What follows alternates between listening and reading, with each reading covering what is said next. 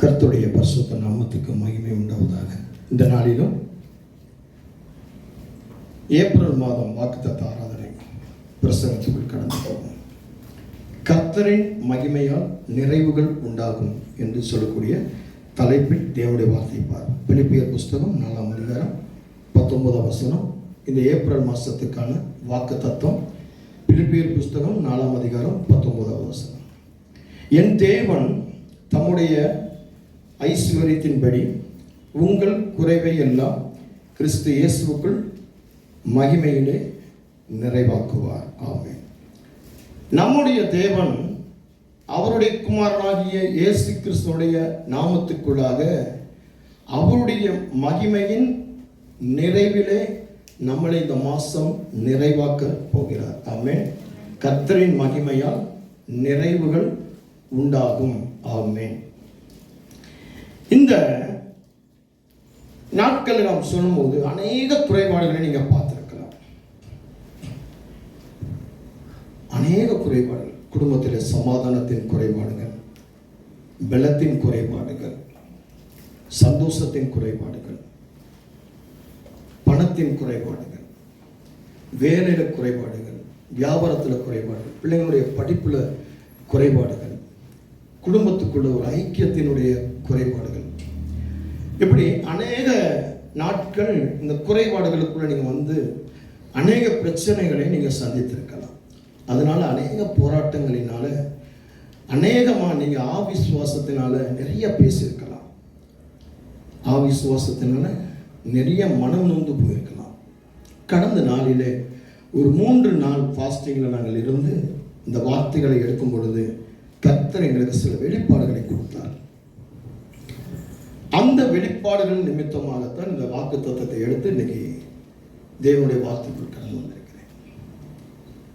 கடந்த இந்த 3 நாள் உபவாசத்தில் நாங்கள் காணப்பட்ட பொழுது எங்களுக்கு சத்துருவால் அநேக போராட்டம் இருந்துச்சு. எப்போ இருந்துச்சுன்னு சொல்லும்போது, விசுவாசிகளுக்காக ஒரு நாள் உபவாசித்து 3 நாள் உபவாசம், ஒவ்வொரு நாள் ஒவ்வொரு காரியங்களுக்காக உபவாசித்து கொண்டிருக்கிறோம். அதில் விசுவாசிகளுக்காக சபைக்காக ஜெபிக்கும் பொழுது அநேக பிரச்சனைகள், சத்துருவானவன் எங்களுக்கு நேருக்கு நேராக போராட்டத்தை கொண்டு வந்தார். அந்த போராட்டம் எனக்கு ஒரு சில பலவீனங்களை கொண்டு வந்துச்சு. ஆனாலும் அந்த பலவீனத்தின் நிமித்தமும் அந்த பாடுகள் நிமித்தமும் விடாப்பிடியாக ஆண்டவரோடு உட்கார்ந்து அமர்ந்திருந்து இந்த வார்த்தைகளுக்கு ஆண்டவர் சொன்ன காரியங்களை குறித்து தியானித்து இந்த சபைக்கு நான் கொண்டு வந்திருக்கிறேன். ஆவியானவர் பேசும் பொழுது காது உள்ளவன் கேட்க கடவுள். உங்களுக்கு காது இருந்தால் நீங்க கேட்டு மனம் திரும்புங்க, மனம் மாறுங்க. உங்கள் குறைவுகள் என்ன? உங்கள் குறைவுகளுக்காக யார்கிட்ட போய் நின்னீங்க? ஒன்று, குறைவுகளுக்காக மனுஷன்கிட்ட போய் நின்றுருப்பீங்க. 2வது, குறைவுகளுக்காக விக்கிரகத்திட்ட போய் நின்றுருப்பீங்க. அல்லது குறைவுகளுக்காக செத்த ஆவிகள்கிட்ட போய் நின்றுருப்பீங்க. அல்லது குறைவுகளுக்காக ஒரு சோசியக்காரன்ட்ட போய், குறி கேட்கிறவன்ட்ட போய், குறி சொல்றவன்ட்ட போய் நின்றுருப்பீங்க. இயேசு கிறிஸ்துவிட்ட போய் நின்னீங்களா? உங்களுக்கு குறைவுகள் உண்டான பொழுது வேதம் சொல்கிறது, என் தேவன் தம்முடைய ஐஸ்வரியத்தின்படி உங்கள் குறைவை எல்லாம் கிறிஸ்து இயேசுவுக்குள் மகிமையிலே நிறைவாக்குவார். தேவன் நமக்கு கொடுத்த இந்த வாக்கு தத்துவம் நம்முடைய சொந்த பலத்தின் அடிப்படையில் கிடையாது. நம்முடைய சொந்த ஞானத்தின் அடிப்படையில் கிடையாது. மாறாக கிறிஸ்து இயேசுவுக்குள் அவருடைய மகிமை ஐஸ்வரியத்தின்படி அந்த அடிப்படையிலானது இந்த வாக்கு தத்துவம். அப்போ நம்முடைய குறைவுகள் எல்லாம் எந்த அடிப்படையில் இருக்கு அப்படின்னு சொன்னா, இயேசு கிறிஸ்துவனுடைய மகிமைக்குள் இருக்கு. நம்முடைய குறைவுகள் நிறைவாக அவரால் மட்டும்தான் முடியும். நீங்க குறைவுகள் நிறைவாக்குறதுக்காக என்ன பண்ணிட்டு இருக்கீங்க? உலகத்தோடு உலகமா ஓடிக்கொண்டிருக்கிறீங்க. உலகத்தில் ஆவியில ஓடணும். ஆவியானவர் கூட இந்த உலகத்தில் ஓடணும். நீதிமான்களுக்கு வரும் துன்பங்கள் அநேகமாக இருக்கும். ஆனால் கர்த்தர் முன்னாடி நின்று சகலத்தை நடத்தும். பாவிகள் கைவிடப்படுவார்கள், நீதிமான் எடுத்துக்கொள்ளப்படுவான். பரிசுத்தவான் பாக்கியமானவன். பரிசுத்தவான் பாக்கியமானவன். பரிசுத்தவானுடைய மரணம் ஆண்டவருக்கு பிடிக்கும், பாவிகளுடைய மரணம் ஆண்டவருக்கு பிடிக்காது.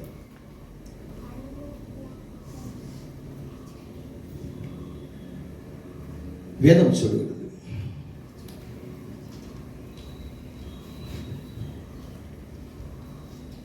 பிலிப்பியர் புஸ்தகம்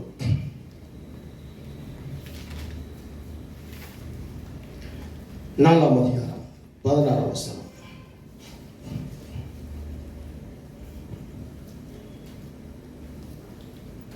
நான் தெசலோனிக்கேயில் இருந்த போதும் குறைச்சலை நீக்கும்படி நீங்கள் இரண்டொரு தரம் அனுப்பினீர்கள்.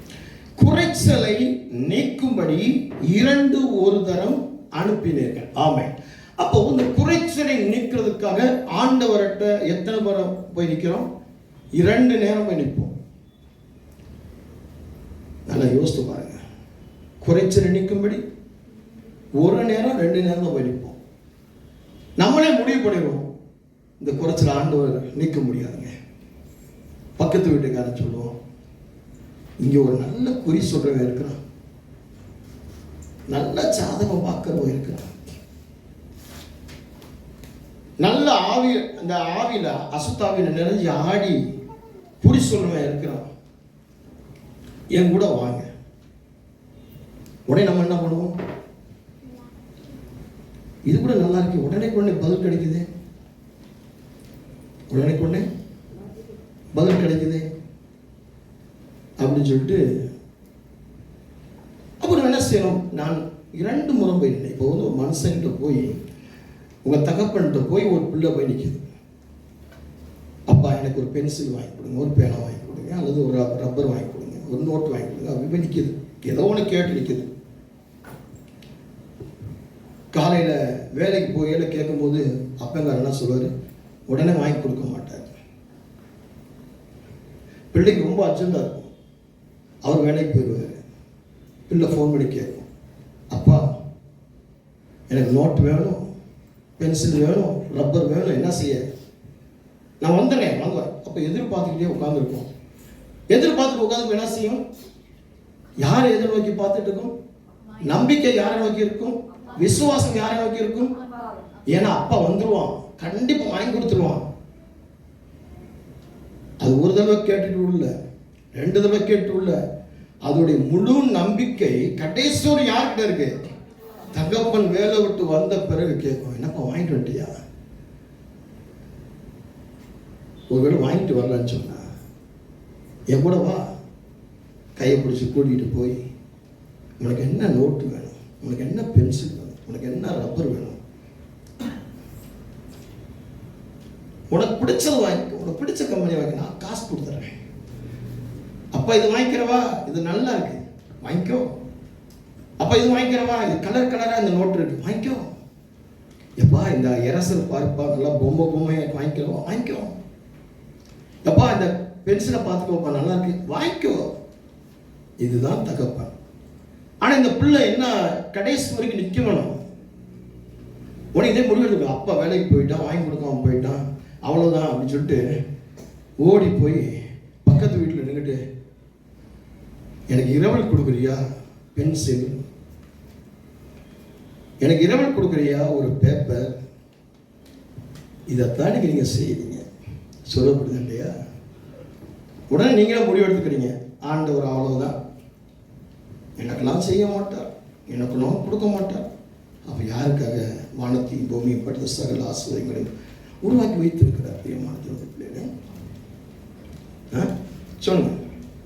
இப்போ இந்த மகிமைக்கு என்ன அர்த்தம்னு சொல்லி பார்ப்போம். கிறிஸ்துவுக்குள் மகிமையிலே நிறைவாக்குவார். மகிமை என்றால் மாட்சிமை, பெருமை, புகழ், பிரகாசம், கர்த்தருடைய பிரசன்னம், கர்த்தருடைய வெளிப்பாடு, இந்த அர்த்தங்களை குறிக்கிறது.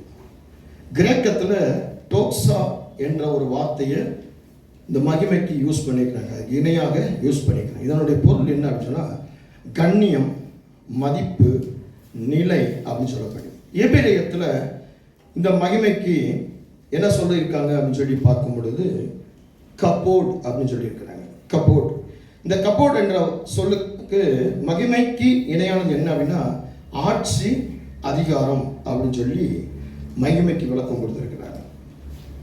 அப்போ இந்த கிறிஸ்துவின் மகிமை அப்படின்னு சொல்லி அங்க சொல்லப்படுகிறது. தேவன் தம்முடைய ஐஸ்வர்யத்தின்படி கிறிஸ்துவுக்குள் மகிமையாக அப்படின்னு சொல்லும்போது ஆட்சி, அதிகாரம், பிரசன்னம், பிரகாசம், சொல்ல புரியுதா?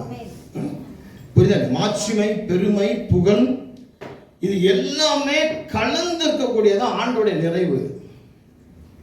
ஆண்டோட நிறைவை நீங்க பெற்றுக்கொண்டு இருந்தீங்கன்னா, அந்த நிறைவை நீங்க உணர்ந்திருந்தீங்க அப்படின்னு சொன்னா நீங்க ஆண்டவரை விட்டு வெளியே போகவே மாட்டீங்க. உலகத்துல என்ன கொடுத்தாலும் வெளியே போக மாட்டீங்க.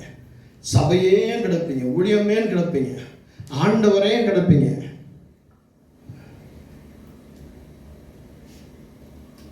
அங்கிட்டு இங்கிட்டு செவி சாய்க்க மாட்டீங்க, அங்கிட்டு இங்கிட்டு போக மாட்டீங்க. ஆண்டவரோடு உங்களுடைய பயணம் இருக்கும். ஆண்டவரோடு முகமுகமாய் பார்த்து அவரோடு கையை பிடிச்சு நடந்து அவரோடு கதை பேசி அவர் மடியில சாய்ந்திருக்கிற ஒரு உணர்வை நீங்க பெற்றுக்கொள்வீங்க. அதான் மகிமை. இரண்டாவது நிறைவு. நிறைவு என்று சொன்னால் திருப்தி, முழுமை அல்லது நிறைவுதல், நிறைஞ்சு போகிறது அப்படின்னு அர்த்தம். நிறைவு உண்டாகு. நிறைவு என்றால் திருப்தி. உங்களுக்கு திருப்தி ஆகுது. இன்னைக்கு உங்களுடைய வேலையில் திருப்தி இல்லை, வியாபாரத்தில் திருப்தி இல்லை, படிப்பில் திருப்தி இல்லை, குடும்பத்தில் கணவன் மனைவிக்குள்ள திருப்தி இல்லை, ஏதாவது ஒரு காரியத்தை செஞ்சா திருப்தி இல்லை அப்படின்னு சொன்னால் நீங்கள் நிறைவு அடையலைன்னு அர்த்தம். நிறைவான காரியத்தை நீங்கள் பெறணும், நிறைவுதலை பெறணும்னு அர்த்தம். இருக்கீங்களா? இப்போ நம்ம வாசிப்போம். பிலிப்பியர் 4:19. என் தேவன் தம்முடைய ஐஸ்வர்யத்தின்படி உங்கள் குறைவை எல்லாம் கிறிஸ்து இயேசுவுக்குள் மகிமையை நிறைவேறும். அப்போ மகிமை குறித்து பார்த்தோம், நிறைவு குறித்து பார்த்தோம். அப்போ இந்த நிறைவு எனக்குள்ள வேணும். அப்போ இந்த நிறைவு வேணும்னா இது இந்த பிலிப்பியர் புஸ்தகத்தில் இருக்கக்கூடிய அந்த வசனத்தின் அடிப்படைக்கும் இன்னைக்கு நடக்கிற நம்முடைய வாழ்க்கைக்கும் நம்ம என்ன பண்ண போறோம்? சேர்த்து லிங்க் பண்ண போறோம். அப்போ இந்த வசனத்தை அப்போஸ்தலனாகிய பவுல் பிலிப்பு பட்டணத்துக்கு எழுதும் பொழுது எதற்காக இந்த வசனத்தை சொன்னார்? இதை இப்போ என்ன பண்ண போறோம்? பிலிப்பினுடைய காலத்தில் போக போறோம். பிலிப்பு காலத்துக்கு, பிலிப்பின் பட்டணத்துக்கு காலத்துக்கு போகும். பிலிப்பின் பட்டணத்துக்கு காலத்துக்கு போகிறோம். அப்போஸ்தலனாகிய பவுல் ஏன் இந்த பிலிப்பு பட்டணத்துக்கு ஏன் சொன்னார்? அப்ப இந்த பிலிப்பு பட்டணத்துக்குள்ள நம்ம போகும்போது நிறைய என்ன நடக்கும் இந்த வார்த்தை. அப்ப அதை வச்சு இன்னைக்கு நம்முடைய இந்த பிரசன்ட் லைஃப்ல இதை கொண்டு சேர்க்க போறோம். சரிங்களா? அப்போ என் குறைவு தேவனுடைய ஐஸ்வர்யத்தின்படி நிறைவாக வேண்டும் என்று சொன்னால், அவருடைய மகிமை எனக்குள்ள நிறைய வேண்டும் என்று சொன்னால் நான் என்ன செய்ய வேண்டும்? அப்போ பிலிப்பியர் 4ஆம் அதிகாரம் 14-18 வரைக்கும் வாசிக்கணும். ஆகிலும் நீங்கள் என் உபத்திரத்திலே என்னோடு உடன்பட்டது நலமாய் இருக்கிறது. மேலும் பிலிப்பியரே, சுவிசேஷத்தின் ஆரம்பத்திலே நான் மக்கெதோனியாவில் இருந்து புறப்பட்ட போது கொடுக்கல் வாங்கல் காரியத்தில் நீங்கள் மாத்திரம் எனக்கு உடன்பட்டதே அல்லாமல் வேறொரு சபையும் உடன்படவில்லை என்று நீங்கள் அறிந்திருக்கிறீர்கள். நான் தெசலோனிக்கேயில் இருந்த போதும் என் குறைச்சலை நீக்கும்படி நீங்கள் 2 தரம் அனுப்பினீர்கள். பிரியமான தேவனுடைய பிள்ளைகளே, இந்த வசனத்தை அப்போஸ்தலனாகிய பவுல் பிலிப்பு பட்டணத்துக்கு ஏன் எழுதினா 4:19 எழுதினான்னா, அதுக்கு முந்தின வசனம் என்ன அப்படின்னா, இந்த அப்போஸ்தலனாகிய பவுலை பிலிப்பு பட்டணத்தின் ஜனங்கள் என்ன பண்ணாங்கன்னா கொடுத்து நடத்தினாங்க. சொல்றது இல்லையா? அப்போஸ்தலனாகிய பவுலுக்கு காணிக்கை கொடுத்தாங்க, தசமபாகம் கொடுத்தாங்க. அவனுக்கு குறை உண்டான பொழுது அவனுடைய குறைவை நிறைவாக்குறதுக்கு என்ன பண்ணாங்க? ஆயத்தம் பண்ணாங்க. அவன் பலவீனமாக இருந்த பொழுது அவனை பலப்படுத்தினாங்க. அவன் சமாதானம் இல்லாமல் இருந்தபோது சமாதானத்தை கொடுத்தாங்க. அவன் கூட ஒற்றுமையா இருந்தாங்க, ஒரு மனம் வந்தாங்க. இன்னைக்கு நம்ம காலத்துக்கு இப்போ கொண்டு வருவோம். நம்ம என்ன செய்வோம்? ஒரு ஏழை ஒருத்தர் குறைபாடாக இருக்கிறான், ஒரு மனுஷன் பலவீனமாக இருக்கிறான், ஒரு ஏழை ஒரு எளிமையானவன் சாப்பாடு இல்லாமல் இருக்கான். நம்ம என்ன சொல்லுவோம்?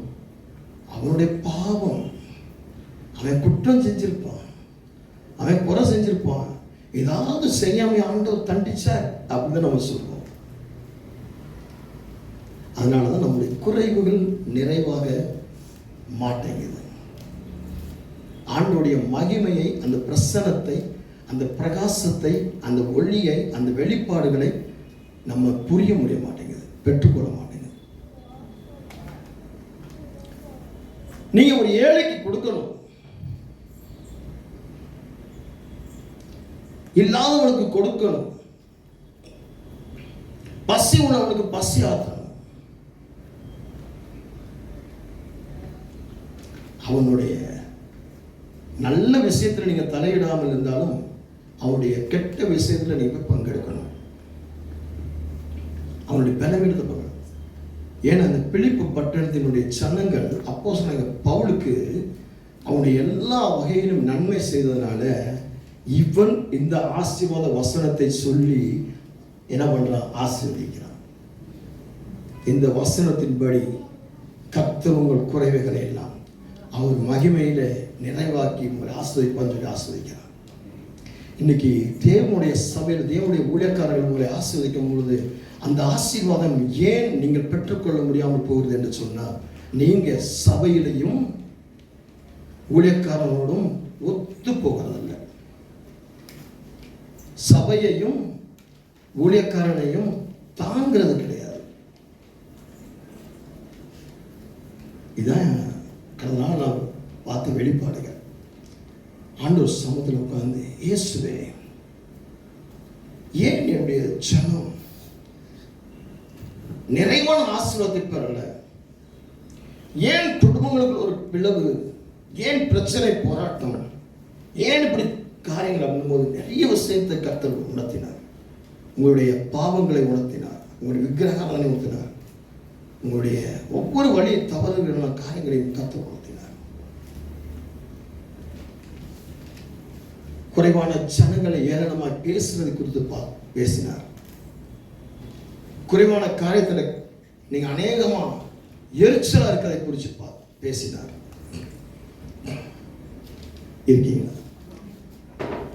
பிலிப்பு பட்டணத்துக்கு பவுல் இந்த ஆசீர்வாத வசனத்தை கொடுக்கும்போது எதை உணர்ந்து ஆசீர்வதித்தான் சொன்னா, நான் பலவீனமாக இருந்தபோது என் பலவீனத்திலே அவர்கள் பூர்ணமாக இருந்தார்கள், நான் குறைவாக இருந்தபோது நிறைவுபடுத்தினார்கள், நான் ஒவ்வொரு விதத்திலையும் சோர்ந்து போனபோது என் சோர்வை நீக்கினார்கள், அப்படிப்பட்ட இந்த ஜனங்களுக்கு நான் ஆசீர்வாதத்தை கட்டளையிடுவேன்னு சொல்லி சொன்னார். இந்த வாக்கு தத்துவம் உங்களுக்கு அப்படியே நிறைவேறும். ஆமென். ரூத் 2:12 உன் செய்கைக்கு தக்க பலனை கர்த்தர் உனக்கு கட்டளையிடுவார். ஆமென். நீ எந்த மாதிரி செய்வாயோ இந்த மாசம் அந்த செயல்பாடுகளுக்கு தகுந்த ஆமென் மனம் இறங்கணும். ஏழைக்கு மனம் இறங்குங்க, குறைவானவருக்கு மனம் இறங்குங்க, கொடுங்க. உதவியற்று இருக்கிறார்கள். நீங்க ஒரு சிக்னல் கிட்ட போய் நிக்கிறீங்க, உங்க பஸ்ல போய் நிக்கிறீங்க, ஒரு கார்ல போய் நிக்கிறீங்க, ஒரு பைக் 2 வீலர்ல போய் நிக்கிறீங்க அப்படின்னு சொன்னா, ஒரு உதவி கேட்டு ஒருத்தன் கையை நீட்டும் பொழுது நீங்க உடனே பாத்திரம் அறிஞ்சு பிச்சை போடுன்னு சொல்லியிருக்காங்க, இவன் கை கால் நல்லாத்தான் இருக்கு, இவன் வேலைக்கு போறான்னா உன் கண்ணு நல்லாத்தான் இருக்கு, அப்படி பேசக்கூடாது. கையை நீட்டிட்டான் அப்படின்னு சொன்னா அவனை வெறுமையாய் போ என்று சொல்லாதபடிக்கு அவனுக்கு கொடுக்கணும். உன் செய்திக்கு தக்க பலன். இதை செஞ்சனா இதுடைய பலன் யார் அவருடைய செய்வோம். உன் குடும்பத்தில் உன்னுடைய சகோதரன், உன்னுடைய சகோதரி, நீ பெற்ற பிள்ளைகள், உன்னுடைய தாய் தகப்பன் குறைபாடுகளாக இருக்கிறார்கள் சொன்னா, அல்லது ஒரு பலவீனத்தில் இருக்கிறார்கள் சொன்னா, ஓடி போய் நில்லு, நான் இருக்கிறேன் சொல்லு. நீ ஆண்டோடைய பிள்ளை. அவங்க என்ன குற்றங்கள் குறைய செய்ய, அவனை எவ்வளவு சபிச்சிருந்தாலும், அவங்க உங்களுக்கு எவ்வளவு விரோதமான காரியங்கள் செஞ்சிருந்தாலும் அவங்கள மன்னிச்சு அவங்கள்ட்ட போய் சொல்லு, நான் இருக்கிறேன், நான் இருக்கிறேன். அந்த ஒரு வார்த்தை ஆறுதலாக சொல்லு. உன் செய்கைக்கு தக்க பலன் யாரை அவருடைய செய்வார். இருக்கீங்களா? ஸ்தோத்திரம். கர்த்தர் உங்களை நீதிமொழிகள் 3ஆம் அதிகாரம் 9-10 உன் பொருளாலும் உன் எல்லா விளைவின் முதல் பலனாலும் கர்த்தரை கனம் பண்ணு. அடுத்து கர்த்தரை எப்படி கனம் பண்ணணும் அப்படின்னு சொன்னா, உங்களுடைய எல்லா விளைவின் முதல் பலனாலும் கர்த்தரை கனம் பண்ணணும். அப்பொழுதுதான் உங்களுடைய களஞ்சியங்கள் பூரணமாய் நிரம்பும், உங்களுடைய ஆலைகள் திராட்சரசம் புரண்டோடும். ஆமென். அவருடைய முதல் பலன். ஆமென். கர்த்தர் ஆசீர்வதிப்பார். உடனே விமர்சனம் பண்ணக்கூடாது. கர்த்தர் காணிக்கைய பாஸ்டர் மூலமா கேட்க ஆரம்பிச்சிட்டாரு, பாஸ்டர் கேட்க ஆரம்பிச்சு இல்லைன்னு. அதனாலதான் நான் சொன்னேன், இல்லாதவனுக்கு கொடு, உதவி கேட்கிறவனுக்கு கொடுன்னு சொல்லிட்டேன். ஆமென். இப்ப உங்களுடைய முதல் பலனால, அந்த முதல் விளைவின் பலனால கர்த்தரை முதல் விளைவின் பலன். எனக்கு ஒரு மூத்த பிள்ளை இருக்குன்னு சொன்னா, அந்த பிள்ளையை ஆண்டவருக்கு ஒப்பு கொடுத்து, ஞானஸ்தானத்துக்கு ஒப்பு கொடுத்து ரட்சிப்புகள் நடத்து. நீ முதலாக விளைச்சலை கண்டால் அதை கர்த்தருக்கு சமர்ப்பி, திரும்ப ஆண்டவர் உனக்கே கொடுத்துருவாரு. ஆபிரகாம் ஈசாக்கை கொடுக்கும் பொழுது ஈசாக்கை திருப்பி ஆபிரகாம் கொடுத்துட்டார் ஆண்டவர். சொல்லப்படுது இல்லையா? அது மாதிரி திருப்பி உங்களே கொடுத்துருவாரு. அவர் எடுத்துக்கொள்ள மாட்டார். அதுக்கு ஒரு ஆசை திரட்டிப்போம். ஆனால் நீங்க என்ன பண்ணீங்கன்னா, இது கொடுக்கணுமா, நான் 20,000 தான் சம்பாதிக்கிறேன், 2,000 ரூபா கொடுக்கணுமா, வேண்டாம் 500 ரூபா கொடுப்போம். 500 ரூபா கொடுக்குறதா? இன்னைக்கு நிறைய ஜனம் இப்படிதான். 20,000 ரூபா சம்பாதிப்பாங்க, 2,000 ரூபா தசம பாவம் கொடுக்கணும், 2,000 ரூபா எடுத்து வச்சுருவாங்க. கொஞ்ச நாள் மனமாகும். எங்கேயாவது ஒரு விளம்பரம் வரும், இங்கே ஒரு டிவி வாங்கினாலும் இன்னொரு டிவி இலவசம், இங்கே ஒரு ஏசி வாங்கினா இன்னொரு ஏசி இலவசம் சொல்லியிருப்பாங்களா? உடனே என்ன பண்ணுவாங்க கேட்டா, அதில் வந்து ஒரு 1,500 ஆண்டவருக்கு ஒரு 500 கொடுத்தா போதும் அப்படின்னா ஒரு 1,500 உருவிடுவாங்க டவுன் பேமெண்ட்டுக்கு. இப்போ 500 ரூபா கொண்டுட்டு வருவாங்க, வந்துட்டு இருப்பாங்க, சர்ச்சுக்கு வந்துட்டு இருப்பாங்க. இன்னைக்கு 500 ரூபாய் கொண்டு சர்ச்சுக்கு கொடுக்கணும் அப்படின்னு வரையில கொஞ்சம் பசி வரும். உடனே பக்கத்தில் ஒரு இட்லி கடை, ஒரு 4 இட்லி 100 ரூபாய், அதாவது நம்ம எடுத்து போடுவோம். ஆண்டவர் நமக்கு கொடுத்ததுன்னு, அவருக்கு கொடுத்தா திருப்பி நமக்கு தான் கொடுக்க போறாரு. 400 ரூபாய் கொடுப்போமே, ஆட்டோ பிடிப்போம், காருக்கு பெட்ரோல் போடுவோம், பைக்கு பெட்ரோல் போடுவோம், 100 ரூபா போயிடும். அப்புறம் 300 ரூபா இங்கே வருவோம். போகிறதுக்கு 100 ரூபா வேணும் சாமி, நான் யார்கிட்ட போய் கையேந்து நிற்பேன், 200 ரூபா மட்டும் உங்களுக்கு போடுறேன், முடிஞ்சு போச்சு. ஆண்டவருக்கு முழுமையாய் கொடுக்க, மனப்பூர்வமாய் கொடுக்க, பழுது இல்லாமல் கொடுக்க நம்ம பழகிக்கணும். அப்பதான் களஞ்சியங்கள் பூர்ணமாய் நிரம்பும். என் தேவன் தம்முடைய ஐஸ்வரியத்தின்படி உங்கள் குறைவை எல்லாம் கிறிஸ்து இயேசுவுக்குள் மகிமையில் நிறைவாக்குவார். ஆமென். இருக்கீங்களா? யாக்கோபு 1:4 நீங்கள் ஒன்றிலும் குறைவுள்ளவராய் இராமல் பூரணராயும் நிறைவுள்ளவராயும் இருக்கும்படி வெறுமையானது பூரண கிரியை செய்யக்கூடாது. ஆமென். அல்லேலூயா. நீங்கள் ஒன்றிலும் குறை உள்ளவர்களாக இராதபடிக்கு பூரணராய் நிறைவுள்ளவராய் இருக்கும்படி உங்களுடைய பொறுமையானது பூரண கிரியை செய்யும். ஆமென். உங்களுடைய பொறுமை வேணும். ரெண்டாவது அடுத்தபடியாக நம்ம பார்த்தீங்கன்னா பொறுமை. உங்களுக்குள்ள பொறுமை இருக்கணும். எதுல பொறுமை இருக்கணும்? ஆண்டவர் சமூகத்தில் உட்கார்ந்த பொறுமையோடு காத்து, ஜெபத்தில் காத்திருக்கணும், விசுவாசத்தில் காத்து, விசுவாசத்தை விட்டுறக்கூடாது, நம்பிக்கையை விட்டுறக்கூடாது. ஒரு மீனவன், கடந்த நாளில் ஒரு மீனவனுடைய கதையை பார்த்தேன், நடந்த கதை. தூத்துக்குடியில இருந்து மீன் பிடிக்க போறாரு. மீன் பிடிக்க எல்லாம் அதுக்குரிய அந்த பொருள் எல்லாம் எடுத்துக்கிட்டு, தூண்டி, வலை, அதுக்குரிய எல்லா காரியத்தையும் எடுத்துக்கிட்டு அவர் போட்டை எடுத்துட்டு போறாரு. அவங்க ஆட்கள்லாம் கூட்டிட்டு போறாரு. முதல் நாள் என்ன பண்றாரு? தூண்டிட்டு போறாரு. வலை போனோம் வலை போறாரு, தூண்டில் போறாங்க. தூண்டில் போறாங்க, தூண்டில் மீன் கடிக்கவே இல்லை. சாப்பிட்றாங்க, உட்கார்றாங்க, பேசுறாங்க, எல்லாம் பண்றாங்க, மீன் கிடைக்கவே இல்லை. பொறுமையோடு அவங்க இருக்கிறாங்க. எல்லா தூண்டில் கிட்டத்தட்ட 300 தூண்டில் போடுறாங்க. 300 தூண்டிலுமே என்ன ஆயிடுச்சு? எம்டி ஆயிடுச்சு. உங்க போட்டமே எடுத்துட்டாங்க. ஒரு நாள் முடிஞ்சு போச்சு. இப்போ 2ஆம் நாள் வந்து என்ன பண்றாங்க? தூண்டில் போடலை, வலை போடுறாங்க. வலையை போட்டு முடிக்கிறாங்க, வலையை எடுக்கிறாங்க, வலையில மீன் கிடையாது. ரொம்ப கம்மியான விலை. ஒரு சொல்கிறாங்க ஒரு 8000 ரூபாய்க்கு மீன் கிடச்சிருக்கு. அன்றைக்கி அவங்க அதில் வண்டியில் ஊற்றின டீசலுக்கு கூட என்னால் அந்த 8000 ரூபா பத்தாது. ஆனால் சோர்ந்து போகலை, கவலைப்படலை. இன்னும் கொஞ்சம் ஆழத்துக்குள்ள 3ஆவது நாள் போகிறாங்க. 3ஆவது நாள் திரும்ப என்ன பண்ணுறாங்க, அவங்கள்ட்ட இருக்கக்கூடிய இப்போ அந்த மீன் அந்த தூண்டியில் போடுறது மீன் கிடையாது, ஆனால் மீன் மாதிரி இருக்கக்கூடிய ஒரு பொம்மை, சின்ன சின்ன பொம்மையை வச்சுருக்கிறாங்க. அதை போடுறாங்க. அதை போட்ட உடனே மீன்கள் கடிக்க ஆரம்பிக்குது. பூரா எப்படிப்பட்ட மீன் கிடையாது, விலை உயர்ந்த மீன்கள், இழுக்க முடியாத, தூண்டில இழுக்க முடியாத மீன்கள். அந்த தூண்டி இழுக்கிறாங்க, அது இழுக்க முடியல, அந்த நரம்புகள் மட்டும் போட்டு இழுக்கிறாங்க, இழுக்க முடியல. கிட்டத்தட்ட 300 தூண்டில் இழுக்க முடியல. 2 பேர் என்ன பண்ணுறாங்க, ஒரு வேல் கம்பு மாதிரி வச்சு அதை குத்தி அந்த மீனை தூக்குறாங்க. அவன் சொல்கிறாங்க, நாங்கள் 2 நாள் பொறுமையோடு காத்திருந்ததுக்கு இந்த 3ஆம் நாள் இவ்வளவு விலை உயர்ந்த மீனை நாங்கள் பிடிச்சோம். இதுக்கு கர்த்தருக்கு நாங்கள் நன்றி செலுத்துகிறோம். நாங்கள் கடந்த நாளில் நாங்கள் செபித்து ஸ்தோத்திரம் பண்ணோம் அப்படின்னு சொல்லிட்டு அந்த ஸ்தோத்திரம் பண்ணி பாட்டு பாடுற காரியத்தை அவங்க என்ன பண்ண வீடியோவில் காமிக்கிறாங்க. நாங்கள் டெய்லி ஸ்தோத்திரம் பண்ணி ஜெபம் பண்ணுவோம். பொறுமை, பொறுமையானது உங்களை நிறைவுள்ளவர்களாக பூரணராக மாற்றும். உங்களோட குறைவுகள் எல்லாம் வைக்கும். ஆனால் உங்களுக்கு கூட அது பொறுமை வேணும். ஒரு நாள் கிடைக்கலன்னா 2 நாள் கிடைக்கலன்னா நீங்கள் வெறுத்து போயிடுவீங்க.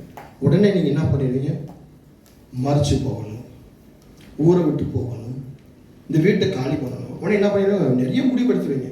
இந்த வீடு தானே சரியில்லை, இந்த வீட்டுக்கு வந்ததுலேருந்தே ஒரே கஷ்டம், இந்த வீட்டுக்குள்ளே ஒருத்தங்க தூக்கு போட்டு செத்தாங்க. இன்னைக்கு நிறைய விசுவாசிகள் பேசுது, எவனோ தூக்கு போட்டு செத்தாங்க, அதனால தான் இந்த வீட்டுக்குள்ளே படுக்கவே பயமாக இருக்குது. நைட்டில் பூரா அவன் வந்து அமுக்கிற மாதிரியே தெரியுது, கூப்பிட்ற மாதிரியே தெரியுது. என் பேரை சொல்லி கூப்பிட்றான் வாவான்னு. இந்த வீட்டுக்குள்ள தனியாக போய் பயமா இருக்கு, வேற வீட்டு போயிடுமா? இயேசு அந்த வீட்டுக்குள்ள வரணும். நீ பொறுமையோடு இயேசுவை வர வைக்கணும். இருக்கீங்களா? அப்படின்னா தான் உங்களுக்கு என்ன ஆகும், சொல்லுங்க பார்க்கலாம், என்ன ஆகும்? இப்போ சில பாயிண்ட்ஸ்களை எடுத்துருக்கேன். சில பாயிண்ட்ஸ்களை சொல்லி சீக்கிரமாக சொல்லி நான் முடிச்சிடுறேன், சரிங்களா? ஒரு 3 பாயிண்ட்ஸ் இருக்குது. 3 பாயிண்ட்ஸை சொல்லி நான் முடிச்சிடுறேன். முதல் பாயிண்ட்ஸ் எழுதுக்கோங்க. முதல் பாயிண்ட், ஃபர்ஸ்ட் பாயிண்ட் 2 சாமுவேல் புஸ்தகம் 5ஆம் அதிகாரம் 10ஆம் வசனம். 2 சாமுவேல் 5:10. தாவீது நாளுக்கு நாள் விருத்தி அடைந்தான், சேனைகளின் தேவனாகிய கர்த்தர் அவனோட கூட இருந்தார். ஆமென், அல்லேலூயா. அடுத்து விருத்தி அடைந்த வாழ்க்கை. விருத்தி அடைந்த வாழ்க்கை, நமக்கு விருத்தி அடைந்த வாழ்க்கை வேண்டும். விருத்தி என்பதற்கு வளர்ச்சி, லாபம், செல்வம், லாபம் அப்படின்னு சொல்ல பொருள்படுகிறது. இருக்கீங்களா? யாரும் இல்லை. அப்போ விருத்தினா என்ன அப்படின்னா, தாவீது நாளுக்கு நாள் விருத்தி அடைந்தான் அப்படின்னு சொன்னேன். பார்க்கும்போது சேனையின் கர்த்தர் அவனோடு இருந்தார் அப்படின்னு சொன்னா என்ன அர்த்தம் அப்படின்னா, விருத்தி என்பதற்கு வளர்ச்சி, லாபம், செல்வம், லாபம் அப்படின்னு சொல்லி பார்க்கலாம். அப்போ இன்னைக்கு நம்ம விருத்தி அடைந்தது அப்படின்னா, நாளுக்கு நாள் கிறிஸ்துவுக்குள் வளர்ச்சி அடையணும், ஆவிக்குரியவர்களாக வளர்ச்சி அடையணும், நல்ல ஒரு தகப்பனா வளர்ச்சி அடையணும், நல்ல ஒரு தாயை வளர்ச்சி அடையணும், நல்ல ஒரு புருஷனை வளர்ச்சி அடையணும், நல்ல ஒரு மனைவியை வளர்ச்சி அடையணும், நல்ல ஒரு விசுவாசியை வளர்ச்சி அடையணும், நல்ல ஒரு ஜெப வீரனை வளர்ச்சி அடையணும், நல்ல ஒரு ஆராதனை வீரனை வளர்ச்சி அடையணும், நல்ல ஒரு மனுஷனா வளர்ச்சி அடையணும், வேலையில் நல்ல ஒரு வேலைக்காரனா, முதலாளியா, எஜமான வளர்ச்சி அடையணும். வளர்ச்சி அடையணும், லாபமாக இருக்கணும், செல்வமும் லாபமும் இருக்கணும். இதுதான் விருத்தி. தாவீது சாதாரண ஒரு மனுஷனாக இருந்தான். சொந்த தகப்பன் சொந்த சகோதரனால் ஒதுக்கப்பட்டு தள்ளப்பட்டவனாக. ஆனால் கர்த்தர் அவனை நாளுக்கு நாள் விருத்தி அடைய செய்தார். அவன் எல்லாவற்றிலும் செல்வத்தை பெற்று ஐஸ்வர்யத்தை பெற்று வாழ்ந்தான். காரணம் என்ன? கர்த்தர் அவனோடு இருந்தார். அதான் விஷயம். இன்னைக்கு கர்த்தர் நம்மோடு இருக்கிறாரா? கர்த்தர் நம்மோடு இருக்கிறாரா? எனக்கா சோதிச்சு பார்த்துருக்கீங்களா? இன்னைக்கு என்னென்னமோ சோதிச்சு பார்த்துருக்கீங்க. கர்த்தர் என்னோடு இருக்கிறாரு சோதிச்சு பார்த்துருக்கீங்களா? கர்த்தர் என்னோடு இருக்கிறாரு சோதிக்கணும். ஆதியாகமம் 39:3-5 கர்த்தர் அவனோடு இருக்கிறார் என்றும் அவன் செய்கிற யாவையும் கர்த்தர் வாய்க்க பண்ணுகிறார் என்றும் அவன் எஜமான் கண்டு. ஆமென், அல்லேலூயா, ஸ்தோத்திரம். அப்போ கர்த்தர் நம்மோடு இருக்கிறார் அப்படின்னு சொன்னா நாம் செய்கிற காரியங்கள் மூலமாக அதை வாய்க்க செய்கிற விஷயத்து மூலமாகத்தான் உணர முடியும். அவனை தன் வீட்டுக்கும் தனக்கு உண்டான எல்லாவற்றிற்கும் விசாரணைக்காரனாக்கினது முதற்கொண்டு கர்த்தர் யோசேப்பு நிமித்தம் அந்த எகிப்தியன் வீட்டை ஆசீர்வதித்தார். வீட்டிலும் வெளியிலும் அவனுக்கு உண்டானவைகள் எல்லாவற்றிலும் கர்த்தருடைய ஆசீர்வாதம் இருந்தது. ஆமென். வளர்ச்சி விருத்தி அடைகிற வாழ்க்கை எப்படி? நானும் ஆஸ்வதிக்கப்படணும், என் வீடும் ஆஸ்வதிக்கப்படணும், என் மனைவி பிள்ளைகளும் ஆஸ்வதிக்கப்படணும், நான் கடந்து போகிற எல்லா இடங்களிலும் ஆசீர்வாதம் இருக்கணும், நான் வேலை செய்கிற இடங்களிலும் ஆசீர்வாதம் இருக்கணும், நான் வியாபாரம் செய்கிற இடங்களிலும் ஆசீர்வாதம் இருக்கணும், நான் படிக்கிற இடங்களிலும் ஆசீர்வாதம் இருக்கணும், என்னுடைய கூட இருக்கிற நண்பர்கள் கூட ஆஸ்வதிக்கப்படணும், ரசிக்கப்படணும், என்னால் அவர்கள் மீட்கப்படணும். அதான் விஷயம். என் மூலமா யோபு சொல்றான், நான் என்னுடைய நண்பர்களுக்காக ஜெபிப்பேன், அவர்களையும் ஆசீர்வாதத்துக்குள்ள வழி நடத்துவேன். நாம எப்படி இருக்கிறோம்? பொறாமை, போட்டி, முறுமுறுப்பு, கசப்பு. சொல்லுங்க. வேதம் சொல்லுகிறது, யோசேப்பின் நிமித்தமாக அவனும் அவனுடைய வீடும் அவனுடைய காரியம் எல்லாமே ஆசீர்வாதம். அந்த எகிப்தியன் தேசமே, பட்டணமே, எகிப்தியோட வீடு, வாசல் எல்லாமே ஆசீர்வதிக்கப்பட்டுச்சான். உங்களால உங்களுடைய வீட்டு ஓனர் ஆசீர்வதிக்க போறாங்களா? உங்களால உங்களை சுத்தி இருக்கிறவங்க ஜனங்கள் ஆசீர்வதிக்க போறாங்களா? உங்களால நீங்க வேலை செய்யற இடங்கள் ஆசீர்வதிக்கப்பட்டிருக்கா? இன்னைக்கு நிறைய பேர் சொல்றாங்க, ஹலோ, அமெரிக்காவில் இன்னைக்கு நிறைய கம்பெனிகள் மூடப்பட்டாச்சு, நிறைய பேரை வேலையில தூக்கிட்டு இருக்கிறாங்க. இங்கே பெங்களூர்லையும் நிறைய கம்பெனிலேருந்து வேலையில் ஆளை தூக்குறாங்க. என் வேலையும் போயிருமோன்னு பயமா இருக்கு, எனக்கும் நோட்டீஸ் கொடுத்துருவோம் பயமா இருக்கு, ஒவ்வொரு நாளும் வேலைக்கு போகும்போது பயமா இருக்கு. அதனால ஒரு தம்பி என்ன வந்தார், பாஸ்டர், இதே பெங்களூரில் 50,000 பேருக்கு மேலே எடுத்துட்டாங்க, எனக்கு பயமா இருக்கு, நானும் அமெரிக்கன் கம்பெனியில் வேலை பார்க்குறேன், எங்கள் வேலைக்கு போயிருமோ, இன்னைக்கு நோட்டீஸ் வந்துருமோ, இன்னைக்கு என்ன சொல்லுவாரோ, லீடர் கூப்பிட்ட உடனே பயமா இருக்கு பாஸ்டர் அப்படின்றாங்க. லீடர் கூப்பிட்ட உடனே பயமா இருக்கா, நோட்டீஸ் கொடுக்குறதுக்கா? எடுத்தோன்னா அவர் வந்து மெயிலை செக் பண்ணுவாரா? டெய்லி காலையில் எந்திரிச்சோம், நைட் தான் தூக்கமே வராதான், காலையில் எந்திரிச்சோன்னா அவர் மெயிலை செக் பண்ணுவாங்க, எதையாவது இன்னைக்கு வேலைக்கு வராதான்னு போட்டிருக்கா? அப்பாடா, இன்னைக்கு வேலை செய்யறதுக்கு நோட்டீஸ் வந்திருக்கு, வேலை செய்யலாம். வந்து கண்ணீரோடு நின்றார். நான் சொன்னேன், ஏன் கண்ணீர் பண்ற? ஆண்டவனை விழுத்தி அடைச்சு, நீ கத்துக்கிட்டு வளரு, கத்தர் ஒன்று இருக்கணும், நீ கத்துக்கிட்டு இருக்கணும், அப்ப அந்த பயம் இருக்கக்கூடாது. அப்ப நான் சொன்னேன், என் சபைக்கு இவ்வளவு ஜனங்கள் வந்தாங்க, இவ்வளவு காரியங்களை செய்யறவங்க வந்தாங்க, இப்ப என் சபையில் இவ்வளவு பேர் தான் வராங்க. ஆனால் இன்னைக்கு நான் கத்தரோடு தான் இருக்கிறேன், நான் கத்தரோடு தூரமாக போல, இன்னைக்கும் அதே சபை இழுத்து கொண்டுதான் போய் கொண்டு இருக்கிறேன். அது கடினமா தெரியல, எனக்கு கஷ்டமா தெரியல, இன்னைக்கும் சந்தோஷமா சம்பூர்ணமா நடத்துறேன். அதே போல் நீ செய் அப்படின்னு வீட்டை விட்டு போகும்போது அதுக்கு கவுன்சிலிங் கொடுத்து என் வீட்டை விட்டு அவர் போகும்போது சந்தோஷத்தோடு போனேன். போய் ஒரு மெசேஜ் அனுப்பினேன், பாஸ்டர், உங்களுக்கு ஒரு சந்தோஷமான காரியம் சொன்னால், இந்த மார்ச் மாதம் எண்டில் எனக்கு ப்ரொமோஷன் கொடுத்துருக்குறாங்க, எனக்கு இன்க்ரிமெண்ட் கொடுத்துருக்காங்க. சந்தோஷம், கர்த்தர் ஆசீர்வதிப்பார். பாஸ்டர், இந்த இன்க்ரிமெண்ட் கொடுத்த அந்த முதல் படத்தை என்னமா செய்ய நினைக்கிறேன், என்ன பாஸ்டர் செய்ய? நான் சொன்னேன், ஏதாவது ஒரு அநாத ஆசிரமத்துக்கு போய் வயதானவங்க ரொம்ப கஷ்டத்தோடு இருப்பாங்க, அவங்களுக்கு ஏதாவது துணிமணி வாங்கி கொடு அப்படின்னு. கண்டிப்பா பாஸ்டர் செய்யறேன் பாஸ்டர். கர்த்தர் நம்மோடு இருக்கிறார். யோசேப்போடு இருந்ததுனால அவன் மூலமாக எகிப்தை ஆசீர்வதித்தார், அவன் விருத்தி அடைஞ்சான். நீங்களும் ஆண்டவர் கூட இருந்தீங்க, ஆண்டவர் கூட இருந்தாங்க, கண்டிப்பா விருத்தி அடைவீங்க. இருக்கீங்களா? ஏசாயா 55:10 மாரியும் உறைந்த மழையும் வானத்திலிருந்து இறங்கி அவ்விடத்துக்கு திரும்பாமல் பூமியை நனைத்து அதில் முளை கிளம்பி விளையும் படி செய்து விதைக்கிறவனுக்கு விதையையும் புசிக்கிறவனுக்கு ஆகாரத்தையும் கொடுக்கிறது எப்படியோ அப்படியே என் வாயிலிருந்து புறப்படும் வசனமும் இருக்கும். அது வெறுமையாய் என்னிடத்துக்கு திரும்பாமல் அது நான் விரும்புகிறதை நான் அதை அனுப்பின காரியமாகும்படி வாய்க்கும். ஆமென். கர்த்தர் உங்களுக்கு அப்படியே வாய்க்க செய்வார். ஆமென். இந்த வார்த்தையின்படியே உங்களுக்கு கொடுப்பார். ஆமென். எப்படி கொடுப்பார்? சங்கீதம் 1:1-3 வரைக்கும் நீங்க என்ன செய்யணும் அப்படின்னா, துன்மார்க்கருடைய ஆலோசனையில் நடக்கக்கூடாது. பாவி வழியில் நிற்கக்கூடாது. பரியாசக்காரர் உட்கார இடத்துல உட்காரக்கூடாது. கர்த்தருடைய வேதத்தில் பிரியமா இருக்கணும். இரவும் பகலும் அவருடைய வேதத்தை தியானம் வைக்கிற மனுஷன் பாக்கியம் சொல்ல படிக்கிறபடினாலே அவன் நீர்க்கால்களின் ஓரமாய் நடப்பட்டு தன் காலத்து தன் கனியை தந்து இலை உதராக்கிற மரத்தை கொடுப்பான்னு சொன்ன வாக்கு தத்தம் உங்கள் வாழ்க்கையில இந்த மாசம் நிச்சயமாக நிறைவேறும்.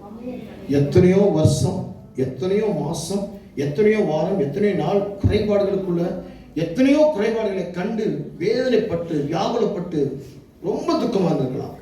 கர்த்தர் உங்கள் குறைவுகளை எல்லாம் அந்த மாசம் நிறைவேற்றப்பார். 2வது உபாகமம் 1:16 நீங்கள் இப்பொழுது இருக்கிறதை பார்க்கிலும் 1000 மடங்கு அதிகமாகும்படி உங்கள் பிதாக்களின் தேவனாகிய கர்த்தர் உங்களுக்கு சொல்லியபடியே உங்களை ஆசீர்வதிப்பார். 2வது செகண்ட் பாயிண்ட் நம்பர் 2 ஆசீர்வாதமான வாழ்க்கை.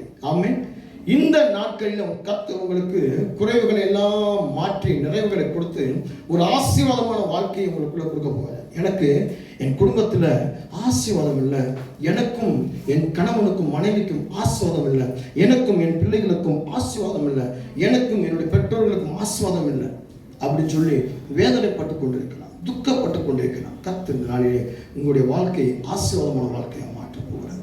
நீங்கள் இன்னைக்கு இருக்கிற அந்த ஒரு பகுதியிலிருந்து கர்த்தர் உங்களை 100 பகுதியாக அதிகமாக மாற்றப் போகிறார். எப்படி மாற்றப் போகிறார் அப்படின்னு சொல்லி பார்க்கும் பொழுது ஏசாயா 44:3 தாகம் உள்ளவன் மேல் தண்ணீரையும் வறண்ட நிலத்தின் மேல் ஆறுகளை ஊற்றுவேன், உன் சந்ததியின் மேல் என் ஆவியையும் உன் சந்தானத்தின் மேல் என் ஆசீர்வாதத்தை ஊற்றுவேன் சொல்லி இருக்கிறார் கர்த்தர். ஆமென். அடுத்து அதனால் அவர்கள் புல்லின் நடுவே நீர்க்கால்களின் ஓரத்தில் உள்ள அலரி செடிகளைப் போல வளர்வார்கள் என்று சொல்லப்படுது. இந்த அலரி செடிகளை போல இன்னைக்கு அநேகர் பார்த்தீங்கன்னா அலரி செடிகள்னா என்னன்னு தெரியாமல் இருக்கும். அலரி செடின்னா இந்த ஐபிராத்து ஆற்று ஓரத்தில் இருக்கக்கூடிய ஒரு மரம். அது எப்படி இருக்கும்னா அப்படியே சலசலன்னு சடையாக இருக்கும். சடையாக அப்படியே கொழுந்து விட்டு பயங்கரமாக இருக்கும். அந்த செடியை கொஞ்ச நேரம் நீங்கள் பார்த்தீங்கன்னா சந்தோஷமா. நீங்கள் ஐபிராத்து போறீங்களோ இல்லையோ அதை நீங்கள் என்ன பண்ணுங்க, டிவியில் கூட பார்க்கலாம், உங்கள் ஃபோனில் கூட பார்க்கலாம். ஐபிராத்து மலையில் இருக்கக்கூடிய அந்த மலை ஓரத்தில் இருக்கக்கூடிய ஆற்று ஓரத்தில் இருக்கக்கூடிய இது எப்பயுமே தண்ணிகள் ஓரத்தில் தான் வளரும், நதிகள் ஓரத்தில் தான் வளரும். இது எப்படி கூட ஒரு பெரிய மரமாக சடையாக தூங்கும். அதை பார்க்கும் பொழுது எவ்வளோ ஸ்ட்ரெஸ்ஸில் இருந்தீங்கனாலும், டிப்ரெஷன் இருந்தீங்கனாலும், எவ்வளோ கவலை பார துக்கத்தில் இருந்தீங்கனாலும் கொஞ்ச நேரம் அதை பார்த்தீங்கன்னா உங்கள் இதயம் சந்தோஷமாக மாறிடும்.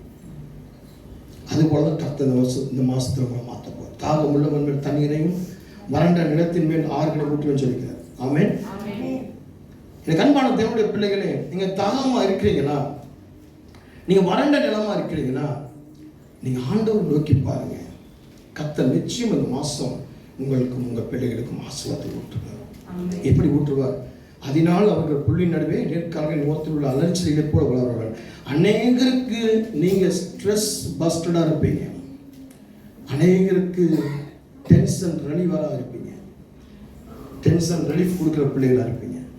அநேக துக்கமாக இருக்கிறவங்களுக்கு நீங்கள் ஆறுதல் சொல்லுகிறவராக இருப்பீங்க.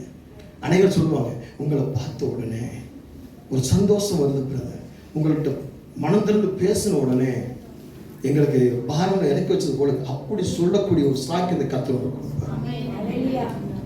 இது வரைக்கும் உங்களை பார்த்து உங்கள் முகத்தில் முடிச்சு போய் தான் விளங்காமல் போச்சு, உருப்படாமல் போச்சு சொன்னாங்களா? இனிமேல் பாருங்க, உன் முகத்தில் பார்த்ததுனால தான் ஒரு என்னுடைய ஸ்ட்ரெஸ்ஸு என்னை விட்டு போச்சு அப்படின்னு சொல்லுவாங்க. ஆமென். இருக்கீங்களா? ஆசீர்வாதமான மலை. எப்படி? லேவியாரகமம் 23:40 முதல் நாளிலே அலங்காரமான விருட்சங்களின் கனிகளையும் பேரிச்சின் ஓடைகளையும் தலைத்திருக்கிற விருட்சங்களின் கிளைகளையும் ஆற்றறிகளையும் கொண்டு வந்து உங்கள் தேவனாய கர்த்தருடைய சன்னதியில் 7 நாளும் மகிழ்ச்சியாக இருங்கள். ஆமென். முதல் நாளிலே அலங்காரமான விருட்சம், கனி, பேரிச்சின் ஓலைகள், தலைத்திருக்கிற விருட்சங்களின் கிளைகளையும் ஆற்றறிகளையும். இந்த ஆற்று அரிகளையும் இங்க வந்துச்சு பாருங்க, இந்த அலர்ச்செடி, ஆற்று ஓரத்தில் இருக்கிற அலரி செடி, அதான் ஆற்று அரிகளையும். நல்லா கவனம் பாருங்க. ஆற்று ஓரத்தில், நதி ஓரத்தில் இருக்கிற அலரி செடிகள். அப்படி கர்த்தர் உங்களை இந்த மாசம் ஆசீர்வாதத்தை காணும்படியாக செய்வார். 7 நாளும் நீங்க சன்னதியில தங்கி இருக்கும் பொழுது, அதுக்காக 7 நாள் நீங்க சபையில தங்கி இருக்க முடியாது. 7 நாள் சபையில் வந்து படுத்து தூங்க முடியாது. இருக்கீங்களா? 7 நாளும் தேவனுடைய பிரசன்னத்துக்குள் இருக்கும் பொழுது, தேவனுடைய மகிமைக்குள்ள இருக்கும், தேவனுடைய கிருபைக்குள்ள இருக்கும், தேவனுடைய வார்த்தைக்குள்ள இருக்கும், தேவனுடைய அதிகாரத்துக்குள்ள இருக்கும், தேவனுடைய கருத்துக்குள்ள இருக்கும். ஆண்டோட சொல்லுங்க, காலையில் எந்திரிக்கும் போதே சொல்லணும், ஆண்டவர் இன்னைக்கு உங்களுடைய கருத்துக்குள்ள என்னை மூடி மறைச்சு கொள்ளணும். இன்னைக்கு செய்கிற வேலைகள்லாம் உங்களுடைய பிரசனத்தினால் இருக்கட்டும், உங்களுடைய வழிநடத்தலாக இருக்கட்டும். என்னுடைய எண்ணங்களும் என்னுடைய சிந்தனைகளும் என்னுடைய யோசனைகளும் செயல்படாது. நீர் என்னை நடத்தும், நீ எங்கே கொண்டு போகணுமோ அங்கே கொண்டு போகணும் அப்படின்னு சொல்லி கேட்கணும். அப்படிதான் ஆண்டவர் நடத்த முடியும். ஆண்டவரை நீங்கள் லிஸ்ட்டு போட்டு கொடுக்கூடாது. இன்னைக்கு நான் இங்கே போகிறேன், என் கூட இருக்கணும், அங்கே போகிறேன், நீங்கள் கொடுக்கணும், இங்கே போகிறேன் வரணும், அப்படி நீங்கள் லிஸ்ட்டு போட்டு நீங்கள் கொடுக்கக்கூடாது. நீங்கள் எல்லாமே அப்படி தான் செய்றீங்க. ஜெபம்ன்ற பேரில் நீங்கள் என்ன பண்ணுறீங்க? லிஸ்ட்டு போட்டு ஆண்டவரை கொடுக்குறீங்க. அவர் ஒரு கருவியாக அல்லது ஒரு காவலனாக பயன்படுத்துறீங்க. ஆனால் நான் என்ன சொல்றேன், அவரை நீங்க அதிகாரியாக பயன்படுத்துங்க, அதிகாரமாக பயன்படுத்துங்க, உங்களை செயல்படுத்துவதாக பயன்படுத்துங்க. அப்படின்னா தான் சரியானது. ஆமே. நீங்க இதை விட்டுட்டு நீங்க வந்து ஆண்டவர்கிட்ட நீங்க வந்து எனக்கு செய்ய முடியுமா, செய்ய முடியாதா, இதை செஞ்சா உங்களுக்கு ஒரு 10,000 காணிக்கை கொடுத்துருந்தேன். இன்னைக்கு நிறைய பேர் பொருத்தனை பண்ணுவாங்க. ஆண்டவர் இதை கொடுத்துட்டா ஒரு 10 பேருக்கு சாப்பாடு வாங்கி கொடுத்துட்டு பொருத்தனை பண்ணிக்கிறது. ஆண்டவர் இதை மட்டும் நடத்திட்டார் அப்படின்னு சொன்னா, என் புருஷனை மட்டும் ஆண்டவர் மாத்திட்டாரு சொன்னா, ஒரு 4 பேருக்கு வேட்டி சட்டை வாங்கி கொடுக்குறேன்னு பொருத்தனை பண்ணிக்கிறது அப்படின்னு. என்ன இப்படிதான் நடந்துட்டு பொருத்தனை பேர் ஆண்டவருடைய சமூகத்தில் அப்படிலாம் இருக்கக்கூடாது. ஆமென். ஆசீர்வாதமான வாழ்க்கையாக உங்கள் வாழ்க்கையை கற்று மாற்ற போகிறேன். எப்படி 128 சங்கீதத்தில் சொல்லப்பட்ட எப்படிப்பட்ட வார்த்தை? 5-6 வசனம். கர்த்தர் சீயோனிலிருந்து உன்னை ஆசீர்வதிப்பார், நீ ஜீவனுள்ள நாளெல்லாம் எருசலேமின் வாழ்வை காண்பாய், நீ உன் பிள்ளைகளின் பிள்ளைகளையும் இஸ்ரவேலுக்கு உண்டாகும் சமாதானத்தையும் காண்பாய். ஆமென். இந்த வாக்குத்தத்தம் ஏன் சியோன் என்று இங்கே குறிப்பிடப்படுறது அப்படின்னு சொன்னா, சியோன் என்ற வார்த்தைக்கு கிருபையை காட்டுகிறது. சீனாய் மலை என்பதற்கு நியாய பிரமாணத்துக்கு அடையாளமாக இருக்கிறது. ஆமென். நல்ல கவனிப்பாங்க. சியோனும் இன்னைக்கு அநேக பேர் சொல்லும் போது சியோனையும் சீனாயும் சேர்த்து சொல்லுவாங்க. சியோன் வேற, சீனாய் வேற. சீனாய் மலை என்பது நியாய பிரமாணத்தை குறிக்கிறது. சீனா மலையில போய் மோசே போய் தேவனுடைய வார்த்தையை 10 கட்டளை எழுதிக்கிட்டு வந்தார் அப்படின்னு சொன்னா அது நியாய பிரமாணம். இருக்கீங்களா? ஆனால் சியோன் என்பதற்கு கிருபை. அப்ப சியோன் என்ன அப்படின்னா சபை. தேவ ஆலயம் கிடையாது, சபை. தேவாலயம் வேற, சபை வேற. இயேசு கிறிஸ்து ரகசிய வகையில வந்து சபையத்தை எடுத்துக்கொண்டு போறவருடைய தேவ ஆலயத்தை அல்ல. இங்கே 2 பேர் 3 பேர் என்னுடைய நாமத்தில் குடியிருப்பீர்களோ 4 பேர். ஆண்டவர் எங்கே இருந்து கடந்து போனாரோ அங்கேதான் போனார். பரலோகத்துல தேவ ஆலயம் இருக்காது. தேவ ஆட்டுக்குட்டியானவரே தேவ ஆலயமா இருப்பார். நீங்க பரலோகம், நீங்க வெளிப்படுத்துற விசேஷத்தை நீங்க வாசித்தீங்கன்னா உங்களுக்கு விவரம் புரியும். அங்கே தேவனுடைய ஆலயங்கள் இருக்காது, தேவனுடைய சபை தான் இருக்கும். தேவனுடைய சபையில் என்ன நடக்கும்? 24 மூப்பர்கள் துதித்துக் கொண்டிருக்கிறதை பார்க்க முடியும், ஜெபித்துக் கொண்டிருக்கிறதை பார்க்க முடியும், ஆராதித்துக் கொண்டிருக்கிறதை பார்க்க முடியும், பாடல் பாடி இருக்கிறதை குறித்து பார்க்க முடியும். நல்ல கவனம். அதனால சபையை நாங்க என்ன பண்றோம்? சீர்படுத்திக்கிட்டு இருக்கிறோம். இன்னைக்கு உங்களெல்லாம் சபைன்னு தெரியாம இருக்கிறதுனால தான் இன்னும் உங்களுடைய பழக்க வழக்கங்களை மாற்றாம இருக்கீங்க. இன்னும் உங்களுடைய தவறுகளை செய்து கொண்டே இருக்கீங்க. கொஞ்சம் கூட ரட்சிக்கப்பட்ட கனியை கொடுக்க மாட்டேன்றீங்க. ஞானஸ்நானம் எடுத்த கனியை கொடுக்க மாட்டேன்றீங்க. பாவிகளோடு பாவியா நிற்கிறீங்க. அதான் வேதம் பாவியோடு நிற்காத, துன்மார்க்கோட போகாத, வராதன்னு சொல்லி கத்த சொல்றேன். ஆமென். இதுதான் குடும்ப வாழ்க்கையில ஆசீர்வாதம். எப்படிப்பட்ட ஆசீர்வாதம்? கிருபையின் ஆசீர்வாதம். இந்த மாசம் அப்படிப்பட்ட நிறைவேற்ற நீங்க காண போறீங்க. ஆமென். அறகுறையா வெந்து வேகாம ஞானஸ்தானம் எடுத்து, அறகுறையா வெந்து வேகாம ரசிக்கப்பட்டு, அறகுறையா சத்தியத்தை கேட்டு, அறகுறையா அங்கங்கேயும் போய் அங்கங்கே நின்று டெய்லி இந்த யூடியூப்ல பார்த்து, ஃபேஸ்புக்ல பார்த்து, டிவியில பார்த்து, அந்த பிரசங்கியார் கொஞ்சம் சொல்ல அதை கொஞ்சம் எடுத்துக்கிட்டு, இந்த பிரசங்கியார் சொன்ன இதை கொஞ்சம் எடுத்துக்கிட்டு, பக்கத்து வீட்டுக்காரன் சொன்னது கொஞ்சம் எடுத்துக்கிட்டு, இப்படியே ஒருத்தனையா எடுத்துக்கிட்டு எப்படி இருக்கும்? இந்த பிச்சைக்காரன் பாத்திரம் தெரியுமா? உதவி கேட்கிறவன் பிச்சைக்காரன் சொல்ற உதவி கேட்கிறவனுடைய சாப்பாடு பாத்திரம் தெரியுமா? பக்கத்து வீட்டு கறி குழம்பு இருக்கும், ஏற்ற வீட்டில் கெட்டு போன மீன் குழம்பு இருக்கும், பழைய கஞ்சியும் இருக்கும், எல்லாம் இருக்கும். அந்த மாதிரி இருக்கக்கூடாது. இருக்கிறது சொல்ல முடியா? ஃப்ரெஷ்ஷாக இருக்கும். அடுத்து யாத்திராகமம் புஸ்தகம் 34ஆம் அதிகாரம் 10 வசனம். அதற்கு அவர், இதோ நான் ஒரு உடன்படிக்கை பண்ணுகிறேன், பூமி எங்கும் எந்த ஜாதிகளிடத்திலும் செய்யப்படாத அதிசயங்களை உன் ஜனங்கள் எல்லாருக்கும் முன்பாக செய்வேன். உன்னோட கூட இருக்கிற ஜனங்கள் எல்லாரும் கர்த்தருடைய செய்கையை காண்பார்கள். உன்னோட கூட இருந்து நான் செய்யும் காரியம் பயங்கரமா இருக்கும். வெற்றி உள்ள வாழ்க்கை. முதல்ல என்ன பார்த்தோம்? விருத்தி. இரண்டாவது என்ன பார்த்தோம்? ஆசீர்வாதம். மூன்றாவது வெற்றி உள்ள வாழ்க்கை. வெற்றி உள்ள வாழ்க்கை. நம்ம வாழ்ற வாழ்க்கை எப்படி இருக்கணும் அப்படின்னு சொன்னா வெற்றி உள்ள வாழ்க்கை. ஆண்டவர் சொல்றாரு, நான் ஒரு உடன்படிக்கை பண்ணுகிறேன், பூமி எங்கும் எந்த ஜாதிகளிடத்திலும் செய்யப்படாத அதிசயங்களை உன் ஜனங்கள் எல்லாருக்கும் முன்பாக செய்வேன். இதுதான் வெற்றி உள்ள வாழ்க்கை. பூமியில் உள்ள எல்லா ஜாதி ஜனங்களுக்கும் இல்லாத ஒரு காரியத்தை கர்த்தர் உங்கள் வாழ்க்கையில் செய்யும்.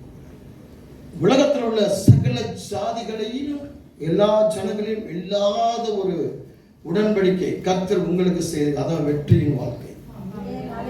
நீங்க இதுவரைக்கும் தோல்வியாக இருந்திருப்பீங்கன்னு சொன்னால் உன்னுடைய குடும்ப வாழ்க்கையில், கல்யாண வாழ்க்கையில, பிள்ளைகள் பேர் பெற்ற வாழ்க்கையில, மகப்பேறு வாழ்க்கையில நீங்க தோல்வி அடைஞ்சிருப்பீங்கன்னு சொன்னா கர்த்தர் சொல்றாரு, உங்கள் வெற்றி வாழ்க்கையை கொடுப்பேன்.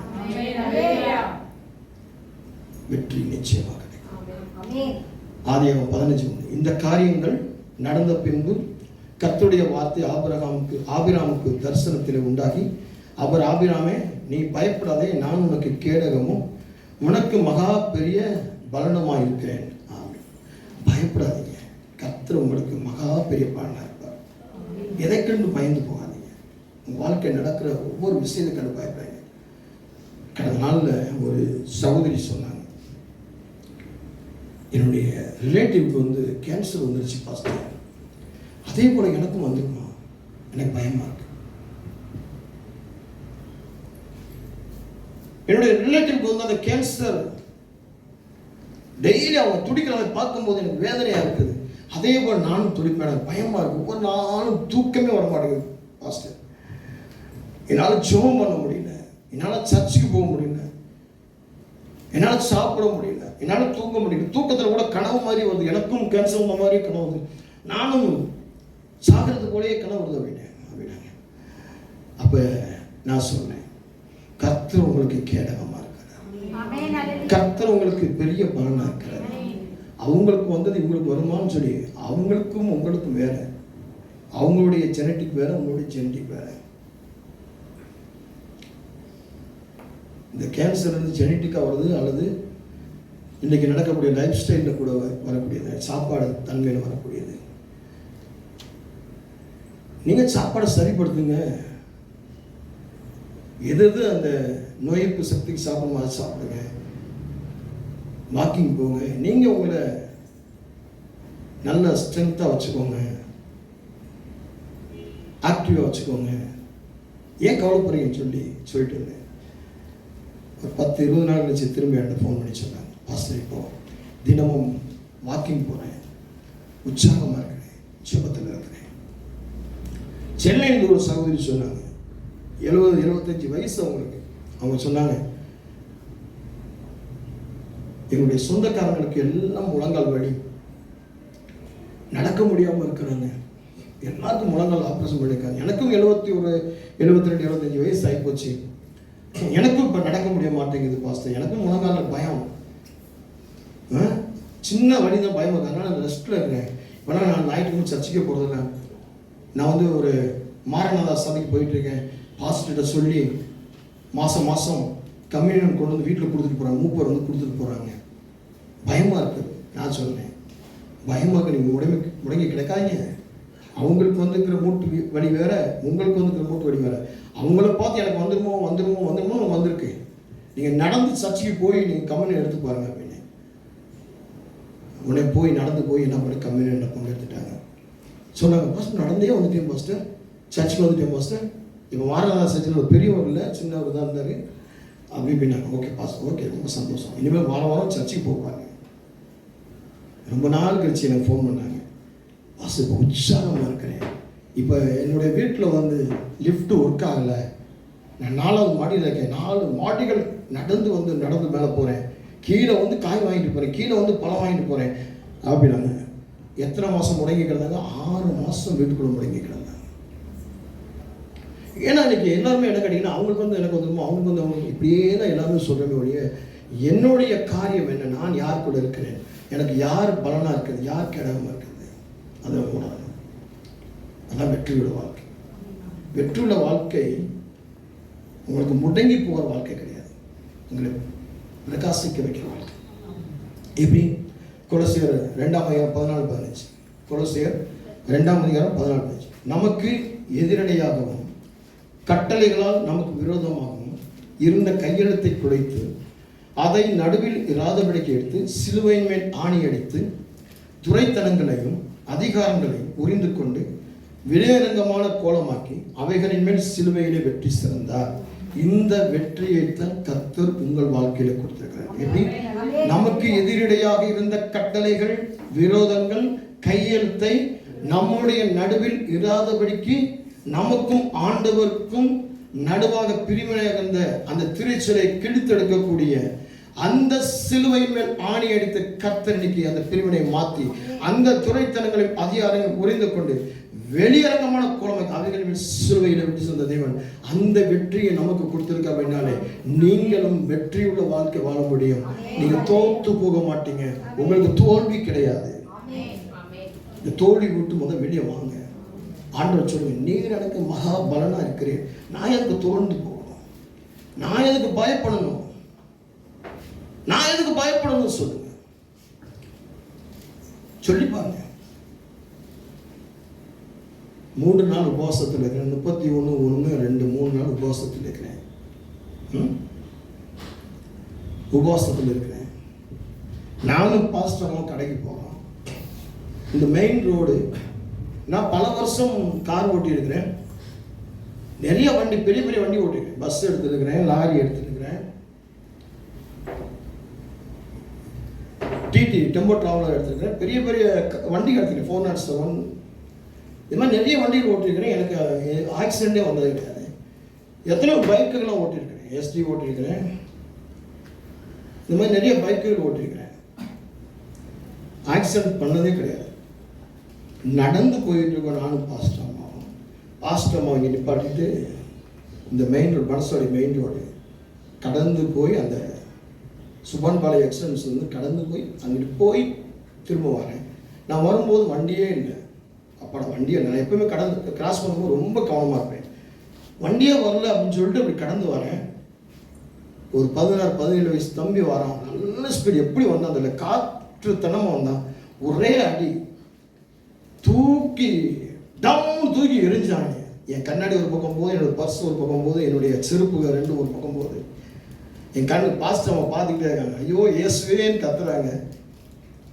கூடி இந்த ஆளுகள் எல்லாம் விடாங்க, ஐயோ பாஸ்டர், நம்ம பாஸ்டர், நம்ம அங்கேருந்து காய் கடை, கறிக்கடை எல்லாம் பார்த்துக்கோ, பாஸ்டர், நம்ம பாஸ்டரியா, இந்த பாஸ்டரியா, அவனோட அடிச்சு அவனை போய் அடிக்க போகிறாங்க. நான் சொல்லி அடிக்காத, நீ போப்பா தம்பி. எல்லாம் சொல்லுங்க, அவனை பிடிக்கணும், அவனை அடிக்கணும், உடைக்கணும், வேண்டாம் விட்டுரு. நான் ஆண்டவருக்கு நன்றி சொன்னேன். அங்கே கூட ஏசப்பா நன்றி எல்லாம் பார்க்குறேன். என்ன என் ஆண்டவருக்கு நன்றி சொல்லிட்டு இருக்கான். ஆமையா, தூக்கி அடிச்சது மல்லாக்கா விழுந்திருந்தா என்னோட பின்மண்டை அடித்து, என் கொண்ட நரம்பு அடித்து கோமாக்குவோ அழுதுக்கு உயிர் போயிருந்தாலும் என்ன பண்ணிருக்கேன், முகம் கூப்பிட விழுந்து என் மூஞ்சி உடஞ்சி தெரிச்சு அந்த கல்களில் பட்டு முகம் டேமேஜ் ஆயிருந்தா கர்த்தர் என்னை சாய்வாக படுத்து சோல்டர் மாத்திரம் அடிபடும்படியாக என் இடுப்பு எலும்பு மாத்திரம் உடையும்படியாக கர்த்தருக்கு போய் செய்தார். எவ்வளவு நன்மையான காரியம். ஏன்னா ஆண்டவர் இடுப்பு உடைச்சிட்டாரு, முழங்கை உடைச்சிட்டாரு. 2 நாள் உபவாசம், 2 நாள் உபவாசத்துக்கு நடக்குது. ஆனால் 3ஆம் நாள் எல்லாரும் சொன்னாங்க, 3ஆம் நாள் உபவாசத்தை விட்டுருங்க, மாத்திரையெல்லாம் குடிக்கணும், மருந்தெல்லாம் குடிக்கணும், டாக்டர் உங்களுக்கு அப்படி சொல்லி பாஸ்டர்மா சொன்னாங்க, இல்லைப்பா நீங்கள் 3 நாள் உபவாசத்தை முடிச்சுதான் நம்ம செய்ய வேண்டிய கடமையை செய்யணும். யாராவது இருப்பாங்களா, யாராவது பொண்டாட்டி இப்படிப்பாங்களா? யாராவது பொண்டாட்டி என்ன பண்ணுவாங்க, நீ பாஸ்டிங்லாம் இருக்காத, நீ விசுவாசி ஓனது போதும், சபசம் ஓனது போகிறோம், என்னையும் பாரு என் பிள்ளையும் பாரு, அப்படிதான் சொல்லுவாங்க. இவங்க சொல்கிறாங்க, இல்லைப்பா 3 நாள் உபவாசத்தை முடிச்சுருங்க, மாத்திரையெல்லாம் 3 நாள் 4 நாள் கழிச்சு சாப்பிடுவோம். நீங்கள் முதல்ல 3 நாள் உபவாசத்தை ஜெபத்தில் உட்காருங்க, பைபிள் படிக்க உட்காருங்க, உங்கள் ஆராய்ச்சியில் நீங்கள் உட்காருங்க, நீங்கள் வார்த்தைக்கு ஆயத்தமாகுங்க. எப்படி இருக்கும்? இப்படி ஒரு மனைவி கிடைக்க எப்படி இருக்கும்? இதான் வெற்றியுள்ள வாழ்க்கை. ஏன்னா துரைத்தனங்களை எதிர்த்து நிற்கணும், நமக்கு விரோதமாக எதிரடியாக இருக்கக்கூடிய காரியங்களை எதிர்த்து நிற்கணும், அதை முறியடிக்கணும், வெற்றி வாழ்க்கை வாழணும். என்ன வந்தாலும் எது நடந்தாலும், நம்மளாக இருந்தால் ஒரு சின்ன தலைவலி வந்தால், சின்ன பல்வலி வந்தால், சின்னதாக ஒரு கால்வலி வந்தால் பைபிள் படிக்க மாட்டோம், சர்ச்சைக்கு என்னங்க நீ சர்ச்சைக்கு வரல, ஒரே பல்வலி பாஸ்டர், ஒரே தலைவலி பாஸ்டர். குடும்பத்தில் எனக்கும் என் மனைவிக்கு ஒரு சின்ன பிரச்சனை இருந்துச்சா, கடங்காரங்க ஏதோ பிரச்சனை பண்ணிட்டாங்களா, அதான் சபைக்கு வரல. ஆனால் இந்த பிரச்சனைகளை முறியடிக்க வேணும், வெற்றி உள்ள வாழ்க்கை வேணும்னா நீ ஆண்டவரோடு வாழ்றதை விடக்கூடாது, ஆண்டவர் நடக்கிறத விடக்கூடாது. என்ன வந்தாலும் ஆண்டவரோடு ஆண்டவரோடு ஆண்டவரோடு. ஆமென். எனக்கெல்லாம் வந்த பிரச்சனைகள் அவ்வளவு காரியங்கள் அத்தனையும் ஆண்டவரோடு நான் ஜெயிச்சுதான் ஜெயிக்கப்பட்டிருக்கிறேன். நான் பைபிளை பார்க்கும்போது எத்தனை என்னை விட அதிகாரம் நிறைய பாடல்கள் பெற்று வாழ்ந்த ஜனங்களை பார்க்க முடியும், அப்போஸ்தலரை பார்க்க முடியும். அப்படி பார்க்கும்போது நான் ஒரு சின்ன துரும்பு தான், அதனால எனக்கு பேச தெரியாது. ஆமென். ரோமர் 8:30 இவை எல்லாவற்றிலும் நாம் நம்மின் அன்பு கூறுவராலே முற்றிலும் ஜெயம் கொள்ளுவர்களாக இருக்கிறோம். ஆமென். இவை எல்லாவற்றிலேயும் நாம் நம்மின் அன்பு கூறுகிறவராலே, நாம் நம்மிலே, நாம் நம்மிடத்தில் அன்பு கூறுகிறவராகிய இயேசு கிறிஸ்துவினுடைய நாமத்தினாலே நாம் வெற்றி உடையவர்களாக இருக்கிறோம். வெற்றி வாழ்க்கை, ஜெயமுள்ள வாழ்க்கை, வெற்றி வாழ்க்கை உடையவர்களாக. ஆண்டவர் நம்மை அன்பு செலுத்துகிறார். நம்ம அன்பு வைக்கிறதை பொறுத்து நமக்கு எடை பண்றதில்லை ஆண்டவர். சொல்லப்படுது இல்லையா? நாம எவ்வளவு அன்பு கொடுக்குறோம் ஆண்டவர் மேல அப்படின்னு சொல்லிட்டு எடை பார்த்து திராசுல வச்சு நிறுத்து நமக்கு கொடுக்குறவர்கள் அவருடைய அன்பு. நீங்க எவ்வளவுதான் கையை விட்டு போனாலும், எவ்வளவுதான் அந்த உலகத்துக்கு பின்னே ஓடினாலும், அவர் உங்களை நினைச்சு இன்றைக்கும் என் மகனே என் மகளே என்று சொல்லிதான் கூப்பிட்டு உங்களை ஆஸ்வதிக்கிறார். 2 கொரிந்தியர் 2:10 கிறிஸ்துவுக்குள் எப்பொழுதும் எங்களை வெற்றி சிறக்கப்பன் எல்லா இடங்களிலும் எங்களை கொண்டு அவரை அறிகிற அறிவின் வாசனை வெளிப்படுத்துகிற தேவனுக்கு ஸ்தோத்திரம். கிறிஸ்துவுக்குள் எப்பொழுதும் நம்மளை வெற்றி அடைய வேண்டும் அப்படின்னு சொன்னா, கிறிஸ்துவுக்குள் எப்போ நீ வெற்றியோட வாழ்க்கை வாழணும்னு சொன்னா, ஆண்டவரை அறிகிற அறிவு வேணும், அறிகிற அந்த வாழ்க்கை வேணும். ஆண்டவர் எப்படி, ஆண்டவர் எப்படி. இன்னைக்கு இருக்கிற விசுவாசிகள் எப்படியுமா, சாத்தான் எப்படி, சாத்தானுடைய செயல்பாடு. இன்னைக்கு நிறைய கிறிஸ்தவர்கள் சொல்றது, என்ன நிறைய கிறிஸ்தவர்கள் என்னுடைய பைபிள் காலேஜ்லையும் சரி, என்ன கவுன்சிலிங் இருக்கிறவங்க சரி, நிறைய பேர் சொல்றது, இந்த பாஸ்டர் சாத்தான் எப்படி பாஸ்டர், சாத்தானுடைய காரியம் எப்படி பாஸ்டர், அவன் எங்க ஆரம்பிச்சான், எங்க முடிவு வந்துச்சு, அவனை நான் ஆராய்ச்சி பண்ணணும். நான் சொல்லுவேன், நீ கிறிஸ்துவை அறிகிற அறிவுக்குள்ளவா. அப்போஸ்தலன் பவுல் கிறிஸ்துவின் அறிகிற அறிவுக்காக தன்னுடைய சொத்து சுகத்தை விட்டுட்டு வந்தான், பணத்தை விட்டுட்டு வந்தான். நீ சாத்தான் அறிகிற அறிவுக்கு வாரிய, அது உன்னுடைய காரியம் அல்ல. நீ சாத்தான் அறிகிறது உனக்கு தேவையில்லை. ஆண்டவர் அறிஞ்சுக்கிட்டா சாத்தான் உன் காலுக்கு கீழே இருப்பான். சமாதானத்தின் தேவன் தாமே சாத்தானை உன் காலில் போட்டு மிதிப்பார் அப்படின்னு நிறைய பேருக்கு நான் சொல்லிட்டு வந்துட்டீங்க. நீங்களும் இந்த சபைப்படி யாராவது சாத்தானை குறித்து அறியணும்னு சொல்லி ஆசைப்பட்டு சாத்தானை எப்படிப்பட்டவன் முதல்ல தூக்கி போட்டு அப்படி யோசிக்கணும். அப்படி தூக்கி போட்டுட்டு ஆண்டவரை அறிகிற மேன்மை கொடுவாங்க. அப்பதான் ஜெயம் கிடைக்கும், அப்பதான் வெற்றி கிடைக்கும். ஆமென். எபேசியர் 1:23 எல்லாவற்றாலும் நிரப்பவர்களுடைய நிறைவாகிய சரீரமான சபைக்கு அவர் எல்லாவற்றிற்கும் மேலான தலையாக தந்துவினார். ஆமென். சபையில எல்லாவற்றையும் நிரப்புகிறவருடைய நிறைவாகிய சரீரமான சபைக்கு எல்லாவற்றாலும் நிரப்புகிறது தேவனுடைய சபை. இந்த தேவனுடைய சபையில ஆண்டவர் தலையாக இருக்கிறார். இருக்கிறது சொல்லப்படுது இல்லையா? அதனாலதான் சபைக்கு வாங்க. சபைக்கு வந்தா தான் உங்களுக்கு ஆசை. வருஷத்துக்கு ஒருக்க, மாசத்துக்கு ஒருக்க, என்னைக்காவது ஒருக்க தலைகாணி போகக்கூடாது. சபையில எந்த சபைனாலும் ஐக்கியமா, ட்ரினிட்டி சர்ச், திரியேக தேவனை தேடுகிற சர்ச், இன்னைக்கு நிறைய பாஸ்டர்கள் தப்பான வழிகளை கொண்டு போகிறாங்க, தப்பான பிரசங்கத்துக்கு கொண்டு போகிறாங்க, தப்பான போதனை கொண்டு வராங்க, தப்பாக உங்களை அதை கொண்டு போய் நீங்கள் தான் ராஜாக்கள், நீங்கள் தான் தேவியர்கள்னு சொல்லி உங்களை குழப்பி விட்டு சாத்தானுக்கு அப்பா இப்போ சாத்தானு சொல்லுங்கன்னு சொல்லி துரத்த விட்டு உங்களை துரத்த வச்சு சாத்தானை நீங்கள் துரத்தீங்களோ சாத்தான் உங்களை கட்டி வச்சிடறான். இன்னைக்கு நிறைய சபை போதகர்கள், நிறைய விசுவாசிகள் அந்த சிந்தனைக்கு வச்சுக்கிறாங்க. இன்னைக்கு ஏகப்பட்ட ஊழியக்காரன் ஊழியம் பண்ணுறேன் கடைசி ஊழியமே பண்ணாமல் வீட்டுக்குள்ள முடங்கி கிடக்கிறான். இன்னைக்கு நிறைய பேர் சொல்றாங்க, நிறைய ஊழியக்காரன் சொல்றாங்க, நான் ஊழியத்துக்கு ஒப்பு கொடுத்தேன், ஊழியத்துக்கு வந்தேன், என்ன ஊழியம் பண்ண முடியல, நிறைய இழந்து போயிட்டேன், அதனால நான் இன்னைக்கு வீட்டில் முடங்கி கிடக்கேன். ஆனால் சபைக்கு போக மாட்டான்.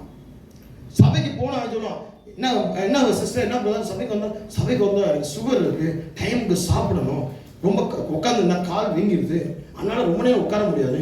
எந்த சபை அரை மணி நேரம் நடக்கும், 1/4 மணி நேரம் நடக்கும், அந்த சபைக்கு போயிட்டு இருக்கேன் அப்படின்னு தான் சொல்றான். இன்னைக்கு அநேக பேர், அநேக ஊழியக்காரர் இன்னைக்கு அப்படிதான் சொல்லிட்டு இருக்கான். கேட்டால் நான் ஊழியத்துக்கு அழைக்கப்பட்டேன், ஊழியம் செய்தேன், அத்தனை விசுவாசியை நடத்தினேன், இத்தனை விசுவாசி நடத்தினேன், அங்கே ஜெபம் நடத்தினேன், இங்கே ஜெபம் நடத்தினேன், அந்த வீட்டு நடத்தினேன், இந்த வீட்டு நடத்தினேன், என்னால் அநேக பேர் கிறிஸ்துக்குள்ள வந்தாங்க. நான் கூட சொல்லுவேன், என்னால் நிறைய பேர் கிறிஸ்துக்குள்ள வந்தாங்க, நிறைய பேர் படிக்க வச்சோம். எங்களை ஆண்டவர் கருவியாத்த எடுத்து பயன்படுத்தினாத ஒழிய எங்களை கொண்டு எதுவுமே செய்யலை. இன்னைக்கு என்னையும் ஞானஸ்தானத்துக்கு வழிவகுத்த என் தாயை எடுத்து பயன்படுத்தினா, தாயை ஒரு கருவியை எடுத்து பயன்படுத்தினார். என்னை ஊழியக்காரனாக்குறதுக்கு என்னை தாயை எடுத்து பயன்படுத்தினாரே ஒழிய என் தாயாரை நான் கனம் பண்ண முடியாது, என் தாயாரை சாமியா கும்பிட முடியாது. சொல்ல புரியுது இல்லையா? என் தாய் தான் என்னை வந்து ஞானஸ்தானத்துக்கு நடத்தினாங்க, ரட்சிப்பு நடத்தினாங்க, என்னை ஊழியக்காரன் நடத்தினாங்க. அவ்வளோதான். அவங்க நடத்தினாங்க, அவங்க மறைச்சு போயிட்டாங்க, முடிஞ்சு போச்சு. இப்போ அவங்கள கோயில்களை கும்பிட முடியாது. என்னை ரட்சிப்புக்குள்ள கொண்டு வந்தாங்க, என்னை ஞானஸ்தானம் கொண்டு வந்தாங்க, என்னை ஊழியக்காரன் ஆகி பார்த்து அழகு பார்த்தாங்க, அவங்க தான் இல்லை. அவங்க ஒரு கருவி, அவங்கள கருவியை எடுத்து என்னை பயன்படுத்தினாங்க. அவ்வளோதான். எப்படி மரியாதை எடுத்து பயன்படுத்தி, கருவை எடுத்து பயன்படுத்தி இயேசுவை கொண்டு வந்தார பரிசுத்த ஆவியானவர், அவ்வளோதான். அதுக்கு மரியாதைக்கு நமக்கு சம்மந்தம் கிடையாது. நீ மரியாதை கும்பிடக்கூடாது, மாத்தாலை கும்பிடக்கூடாது, இயேசுவை கும்பிடணும். ஏன்னா அவரும் மறுத்து வைத்தது உனக்காக பாரமானவர், பாவமானவர், சாபமானவர். ஆனா இன்னைக்கு நிறைய பேர் என்ன சொல்றீங்க தெரியுமா? அந்த பாவிகள் பின்னாடியே போயிட்டு இருக்கீங்க, அந்த பாவிகள் பின்னாடியே போயிட்டு இருக்கீங்க. ஏறி வந்த ஏணி, ரைட், ஓகே. நீங்க நிறைய பேர் சொல்றோம், ஏறி வந்த ஏணி வாக்கு வந்து ஏறி வந்த ஏணி, அதுக்காக தூக்கி தோல்ல வச்சுட்டே தூக்கி நினைக்க முடியுமா? சொல்லுங்க. நீங்க அப்படியே தோல்ல வச்சு தூக்கி போறதுனால தான் நீங்க இன்னும் அப்படியே நிற்கிறீங்க, அவங்கள போலவே நீங்க இருக்கீங்க, கொஞ்சம் கூட மாற மாட்டேங்கிறீங்க. சொல்லுவது இல்லையா? இருக்கீங்க, சத்தியம் உள்ள போக மாட்டேங்குது. அதனால சபைக்குள் எல்லாவற்றையும் நடத்தி தந்தர்கள் கொடுக்குற தேவன் அவர் சபைக்குள்ள கிடையாது. சபைக்கு வரணும், சபையில பாடணும், சபை துதிக்கணும், சபையில நடத்தி கொண்டு போகும், சபையை தள்ளி கொண்டு போகிற ஜனங்களா இருக்கணும். அடுத்து 1 கொரிந்தியர் 13:10, நிறைவானது வரும்போது குறைவானது, ஆமென், நிறைவானது வரும்போது குறைவானது ஓடிப்போம், ஒளிந்து போகும். ஆகவே நிறைவானது வரும்போது உங்களுக்கு குறைவுகள் எல்லாம் எது குறைன்னு சொல்லி சொன்னீங்களோ அத்தனை குறையும் இன்னைக்கு மாறி போயிடும். கர்த்தர் உங்களுக்கு இந்த நிறைவான ஆசீர்வாதத்தை, கர்த்தரின் மகிமையான நிறைவுகள் உண்டாகும்படியாக சகலத்தையும் நிறைவாக்கி கர்த்தர் ஆசீர்வாதம். சுகம் நிறைவாகும், பலன் நிறைவாகும், சமாதானம் நிறைவாகும், அன்பு நிறைவாகும், ஐக்கியம் நிறைவாகும், கணவன் மனைவியுடைய உறவு நிறைவாகும், பெற்றோர் பிள்ளைகள் உறவு நிறைவாகும், பணம் நிறைவாகும், பதவி நிறைவாகும், வேலை நிறைவாகும், வியாபாரம் நிறைவாகும், பிள்ளைகளுடைய படிப்பு நிறைவாகும், உங்களுக்குள்ள விசுவாசம் நிறைவாகும், தீர்க்க ஆயுசும் நிறைவாகும், முதிர் வயசு வரைக்கும் கர்த்தர் அப்படியே நடத்துவார். ஜெபிப்போம். அன்பின் ஆண்டவரே, இந்த மாசத்துடைய வாக்குத்தத்தத்தின்படியே பிலிப்பியர் 4:19 படியே வந்திருக்கிற ஒவ்வொருவரையும், இந்த வார்த்தையை கேட்கிற ஒவ்வொருவரையும் நிறைவாக்கி நடத்தும். குறைவுகளிலிருந்து ஒவ்வொருவரும் விருத்தி அடைந்த வாழ்க்கை, ஆசீர்வாதமான வாழ்க்கை, வெற்றி அடைந்த வாழ்க்கை இன்னைக்கு பெற்று வாழ்ந்து நம்முடைய வருகைக்கு ஆயத்தமாக ஒவ்வொருவரும் ஆசிரிக்கப்பட்டு இந்த உலகத்தில் வாழும்போது சகல ஆசீர்வாத நன்மைப்பட்டு வாழ்த்தும். இயேசுவின் நாமத்தில் ஜெபிக்கிறேன், சுத்த பிதாவே, ஆமென். கர்த்தர் உங்களை ஆசீர்வதிப்பார். கர்த்தர் உங்களோடு இருப்பார்.